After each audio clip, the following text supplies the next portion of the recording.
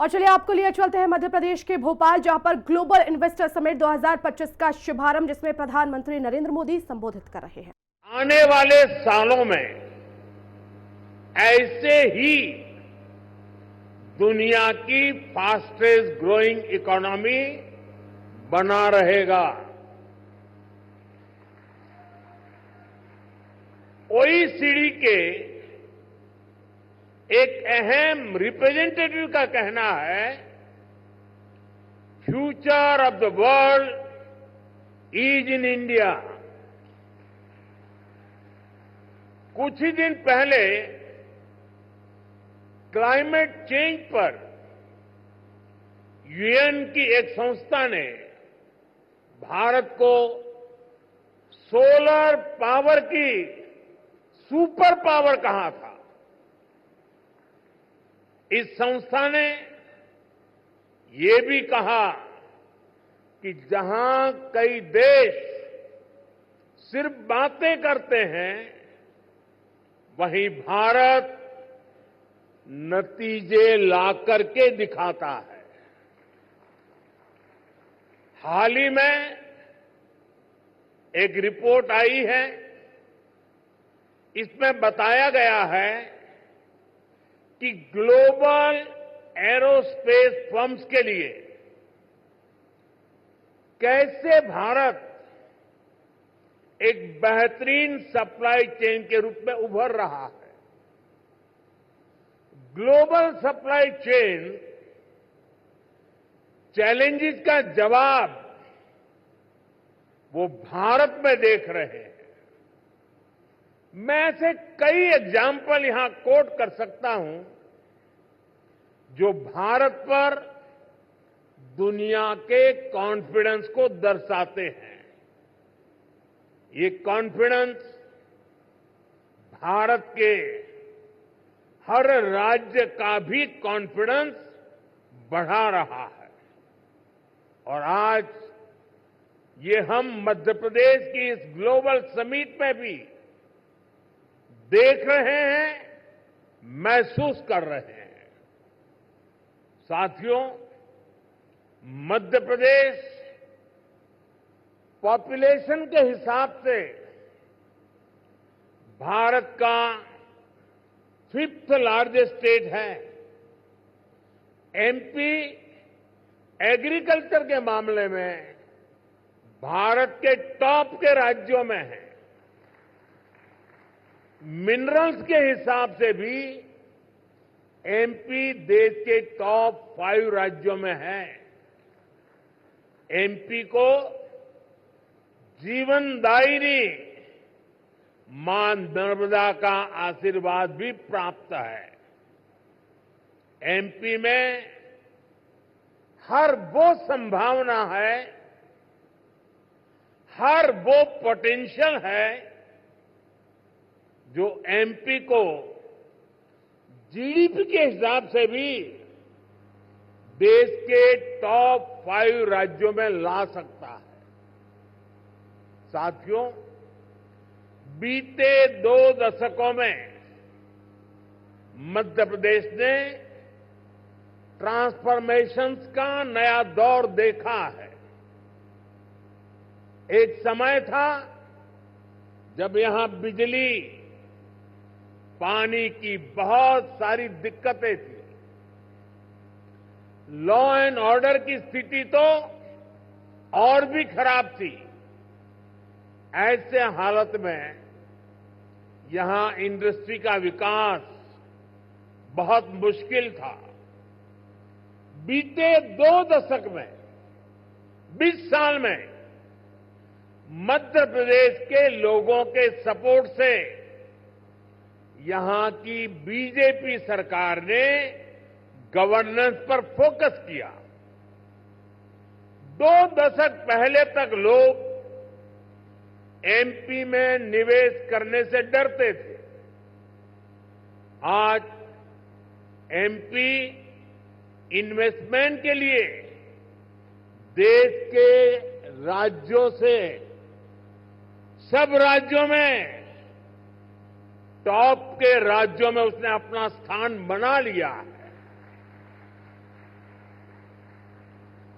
जिस एमपी में कभी खराब सड़कों के कारण बसें तक प्रॉपर नहीं चल पाती थी, वो आज भारत की ईवी रिवॉल्यूशन के लीडिंग स्टेट्स में से एक है। जनवरी 2025 तक करीब 2 लाख इलेक्ट्रिक व्हीकल एमपी में रजिस्टर हुए हैं। ये करीब 90% ग्रोथ है। ये दिखाता है कि एमपी आज मैन्युफैक्चरिंग के नए सेक्टर्स के लिए भी एक शानदार डेस्टिनेशन बनता जा रहा है। और मैं मोहन जी को बधाई देता हूं, उनकी टीम को बधाई देता हूं कि उन्होंने इस वर्ष को उद्योग और रोजगार वर्ष के रूप में मनाना तय किया है। साथियों, बीते दशक में भारत ने इंफ्रास्ट्रक्चर के बूम का दौर देखा है। मैं कह सकता हूं, इसका बहुत बड़ा फायदा एमपी को मिला है। दिल्ली मुंबई एक्सप्रेसवे जो देश के 2 बड़े शहरों को जोड़ रहा है, उसका बड़ा हिस्सा एमपी से ही होकर गुजरता है। यानी एक तरफ एमपी को मुंबई के पोर्ट्स के लिए तेज कनेक्टिविटी मिल रहे हैं, दूसरी तरफ नॉर्थ इंडिया के मार्केट्स को भी ये कनेक्ट कर रहा है। आज मध्य प्रदेश में 5 लाख किलोमीटर से अधिक का रोड नेटवर्क है। एमपी के इंडस्ट्रियल कॉरिडोर्स मॉडर्न एक्सप्रेसवे से जुड़ रहे हैं। यानी एमपी में लॉजिस्टिक्स से जुड़े सेक्टर की तेज ग्रोथ तय है। साथियों, एयर कनेक्टिविटी की बात करें तो यहां ग्वालियर और जबलपुर एयरपोर्ट्स के टर्मिनल्स को भी एक्सपांड किया गया है। और हम यहीं नहीं रुके हैं। एमपी का जो एक बड़ा रेल नेटवर्क है, उसको भी मॉडर्नाइज किया जा रहा है। एमपी में रेल नेटवर्क का 100% इलेक्ट्रिफिकेशन किया जा चुका है। भोपाल के रानी कमलापति रेलवे स्टेशन की तस्वीरें आज भी सबका मन मोह लेती हैं। इसी तर्ज पर एमपी के 80 रेलवे स्टेशनों को अमृत भारत स्टेशन स्कीम के तहत मॉडर्न बनाया जा रहा है। साथियों, बीता दशक भारत के लिए एनर्जी सेक्टर की अनप्रेसिडेंटेड ग्रोथ का रहा है। खासतौर पर ग्रीन एनर्जी को लेकर भारत ने वो कर दिखाया है जिसकी कल्पना तक मुश्किल थी। बीते 10 वर्षों में करीब $70 बिलियन यानी 5 ट्रिलियन रुपये से अधिक रिन्यूएबल एनर्जी सेक्टर में ही इन्वेस्ट हुआ है। इससे पिछले साल ही क्लीन एनर्जी स्पेस में 10 लाख से अधिक जॉब बनी है। एनर्जी सेक्टर के इस बूम का भी एमपी को बहुत लाभ मिला है। आज एमपी पावर सरप्लस है। यहां करीब 31,000 मेगावाट पावर जनरेशन कैपेसिटी है, जिसमें से 30% क्लीन एनर्जी है। रीवा सोलर पार्क देश के सबसे बड़े पार्क में से एक है।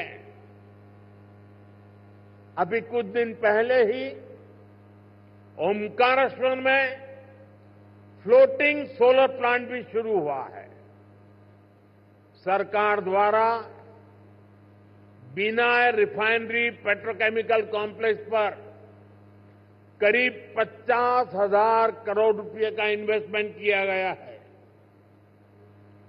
ये मध्य प्रदेश को पेट्रोकेमिकल्स का हब बनाने में मदद करेगा।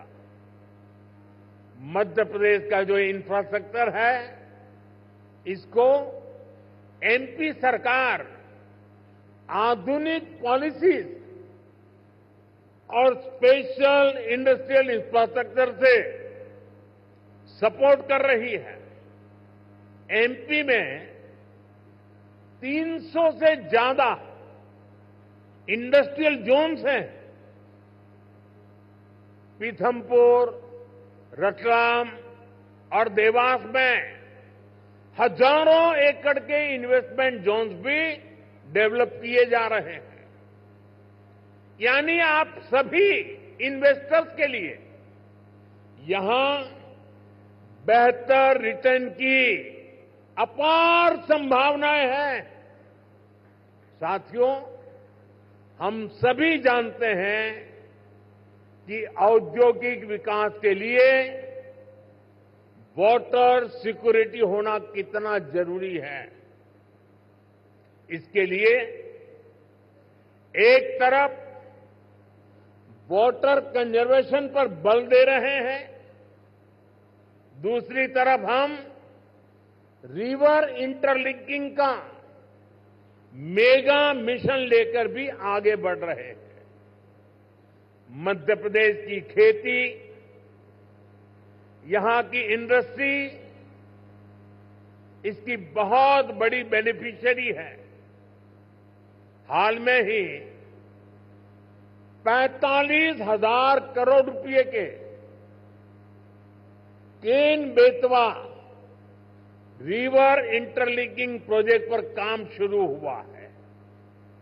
इससे करीब 10 लाख हेक्टेयर एग्रीकल्चरल लैंड की प्रोडक्टिविटी बढ़ेगी। इससे एमपी में वाटर मैनेजमेंट को भी नई ताकत मिलेगी। ऐसी सुविधाओं से फूड प्रोसेसिंग, एग्रो इंडस्ट्री और टेक्सटाइल सेक्टर में बहुत बड़ा पोटेंशियल अनलॉक होगा। साथियों, एमपी में डबल इंजन सरकार बनने के बाद विकास की गति भी जैसे डबल हो गई है। केंद्र सरकार कंधे से कंधा मिलाकर एमपी के विकास में, देश के विकास में जुटी है। चुनाव के समय मैंने कहा था कि अपने तीसरे टर्म में हम 3 गुना तेजी से काम करेंगे। ये स्पीड हम साल 2025 के पहले 50 दिनों में भी देख रहे हैं। इसी महीने हमारा बजट आया है। इस बजट में भारत की ग्रोथ के हर कैटालिस्ट को हमने एनर्जाइज किया है। हमारा मिडिल क्लास सबसे बड़ा टैक्स पेयर भी है। ये सर्विस और मैन्युफैक्चरिंग के लिए डिमांड भी क्रिएट करता है। इस बजट में मिडिल क्लास को एम्पावर करने के लिए अनेक कदम उठाए गए हैं। हमने 12 लाख रुपए तक की इनकम को टैक्स फ्री किया है।